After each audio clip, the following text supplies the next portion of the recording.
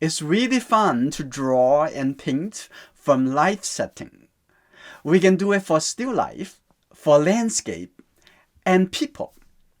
And today I'm going to show you how to set up an indoor setting for still life drawing. Indoor still life offers many benefits.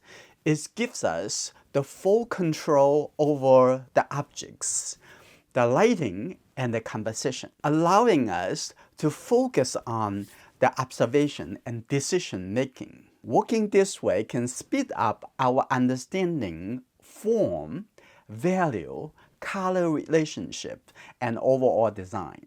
It sounds terrific, isn't it? The first thing, how we're going to make the setup. Let me walk you through it step by step.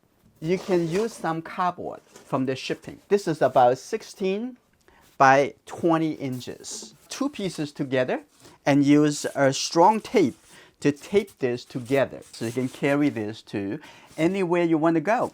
It will be very stable.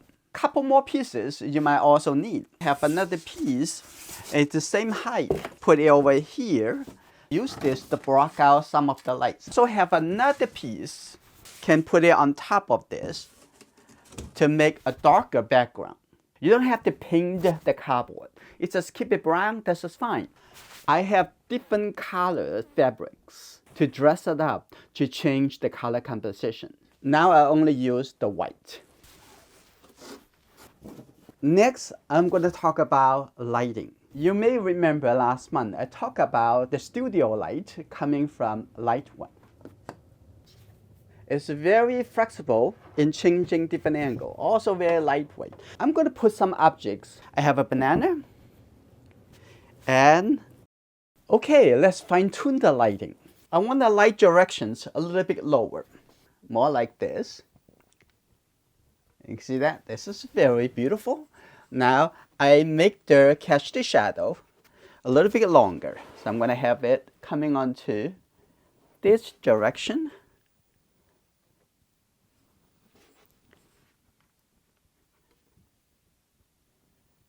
Now I lower the light even a little bit more. Now the light a little bit more dramatic. Second thing, I want the background over here a little bit darker. This area background a little bit dimmer. I want this to be the main object. So what I want, I'm going to move this a little bit forward. I'm going to have this a little bit more this angle, but this is looks like a line up to be the same level. A little bit more backward. Okay, I'm going to have this forward a little bit. The highlight is beautiful over here, like that. Okay, this is good. And when you move it a little bit too much, you can see that there's another shape over here.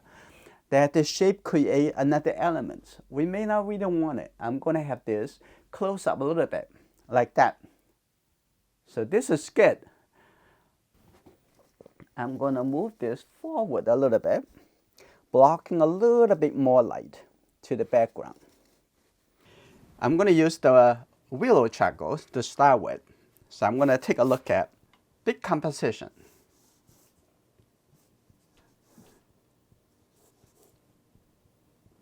Only draw a simple triangle so you can see how you are going to lay the composition. Like that, pretty good.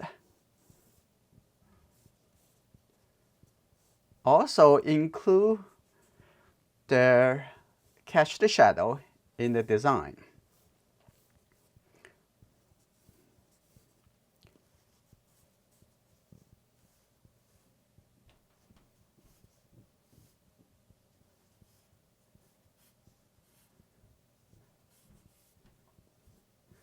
This is good.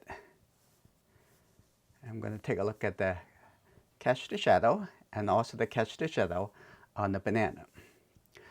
This is just block out the composition.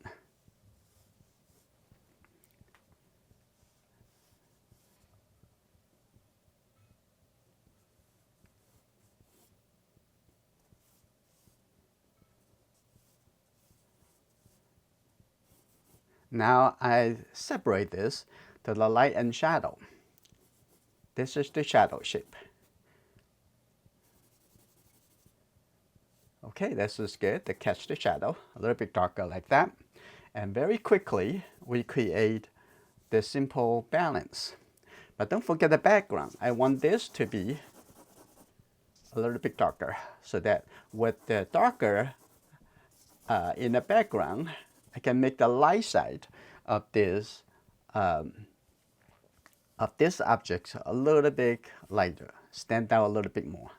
I'm also going to include a little bit of this fold.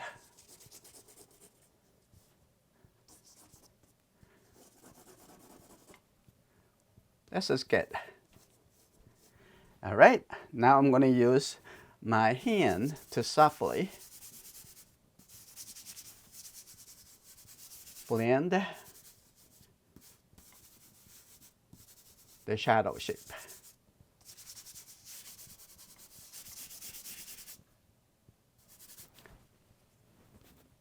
That's the shadows, a little bit darker shadow shape over here too.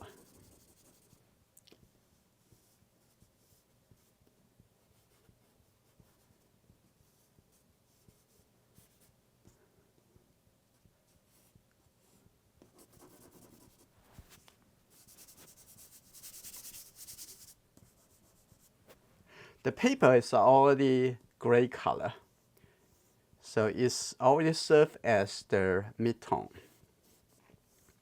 So all we need to do is to put the darker color, which is darker than the mid-tone.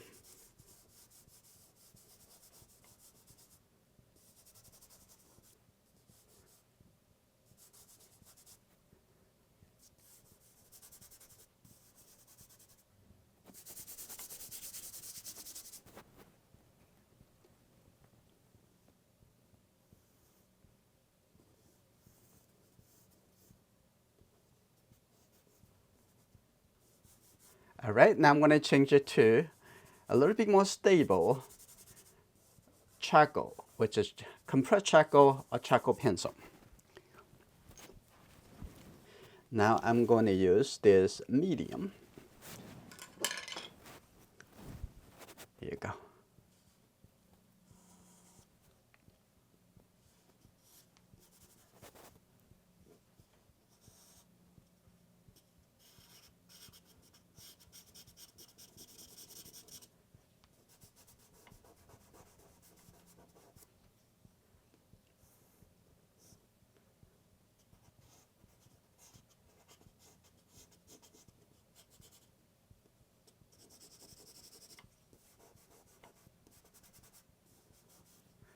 I'm going to refine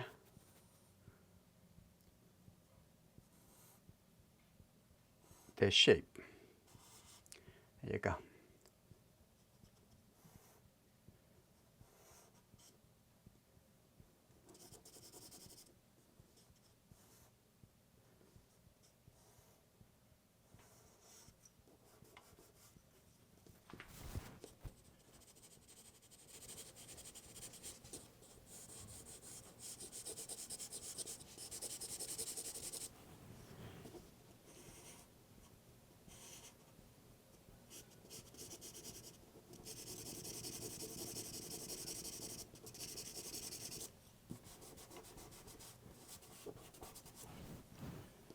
And here, a little bit darker.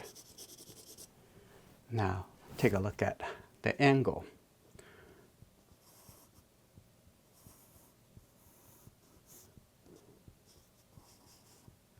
This coming down a little bit, like this. Here you go, coming here. And to catch the shadow shape, coming a little bit lower, right there. Now I'm going to make the shadow shape.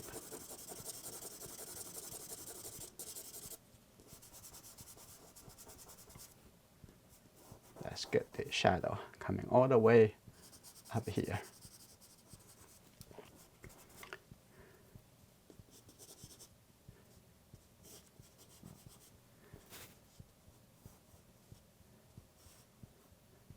always starting from the big before we're going to small.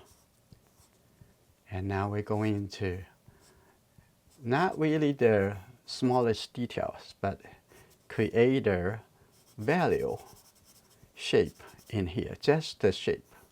Just one shape over here. This is good enough. Okay, this is the mid-tone area.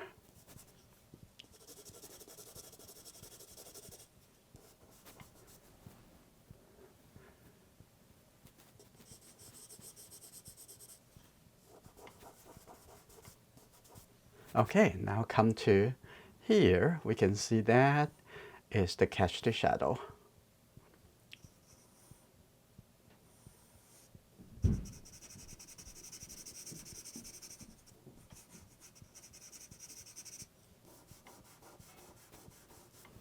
Okay, this is good. You feel very different when you're drawing directly from observations of the real object instead of the photograph. Okay, if you can, please create a small setup like this and do the weekly exercise with me. Okay, that's good.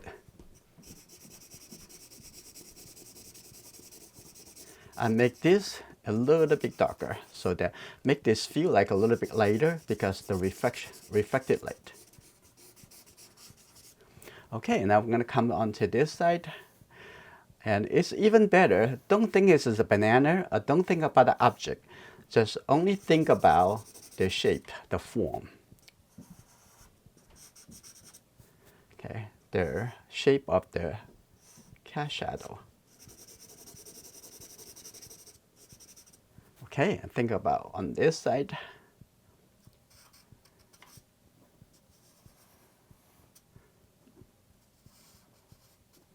Like that, that's good. There's the shadow here. Draw the area and then give it the value.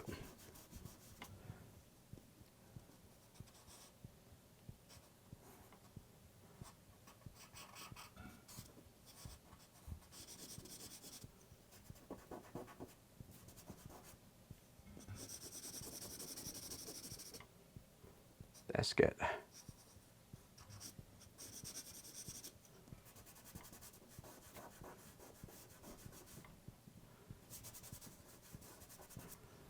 Okay, and I'm going to make this even a little bit deeper.